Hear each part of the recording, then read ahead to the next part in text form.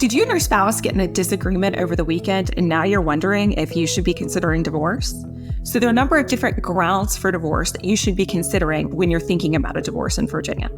I'm Devin Slavinsky and I've been a Virginia divorce attorney for over 10 years.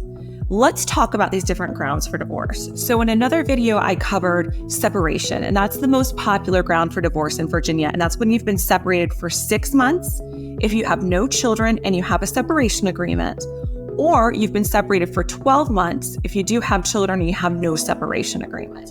And that's when you can get the no-fault divorce. Let's talk about some of the fault bases for divorce.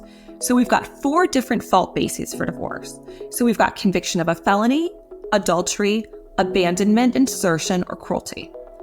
So conviction of a felony, that's pretty straightforward. So if your spouse is convicted of a felony and you don't resume cohabitation with your spouse after you know about him committing the felony or her committing the felony, and then she gets confined to prison for a year, then you have a basis for a felony divorce. This is pretty rare. We don't see many felony divorces. They're not very common.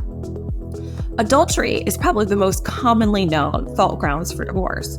So in Virginia, if you are aware that your spouse is committing infidelity, you can have an adultery-based fault ground divorce.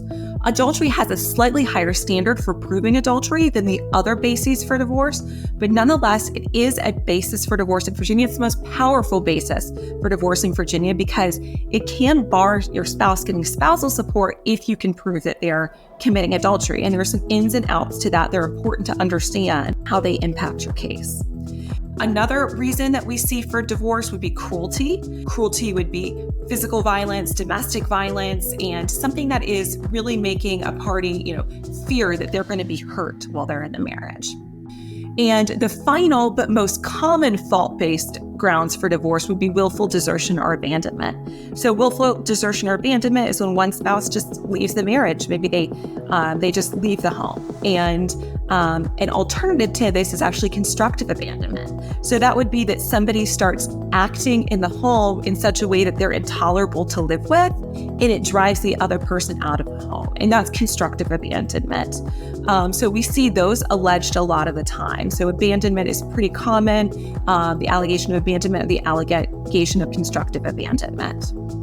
So one thing that I see people get confused about when they're considering fault grounds is that they think that in order to file a fault ground divorce, that they have to be able to prove to a judge the day they file the divorce all of the evidence to show that their spouse abandoned them or their spouse was cruel or committed adultery. And while you have to have a good faith basis for making these allegations, you don't actually have to be able to prove them that day. That's something that you work with your attorney to be able to convince a judge at a later trial that this happened. So an attorney can help walk through the strategy and whether it's going to be beneficial for you to go after a cruelty divorce, an abandonment divorce, an adultery divorce, or if that felony option is available to you. But ultimately, these can have impacts as far as your spousal support outcome and your outcome in the finances. So it's really important to think strategically about how you may or may not use fault ground in a divorce.